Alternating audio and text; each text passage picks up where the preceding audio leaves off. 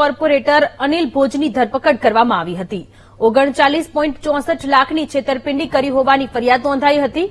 પોતાના ભાઈ સાથે મળીને સુરતના વેડ રોડ પર બચત યોજના ચલાવતા હતા અને 31 લોકો સાથે છેતરપિંડી કરી હતી। આ મામલે ચોક બજાર પોલીસ સ્ટેશનમાં ફરિયાદ નોંધાતા પૂર્વ કોર્પોરેટર અને તેના ભાઈની ધરપકડ કરી।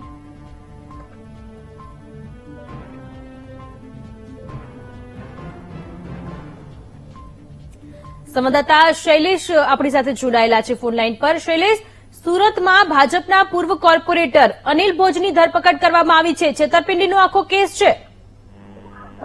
સુરતની ચોક બજાર પોલીસે અનિલ ભોજ જે ભાજપના પૂર્વ કોર્પોરેટર છે તેની ધરપકડ કરી છે।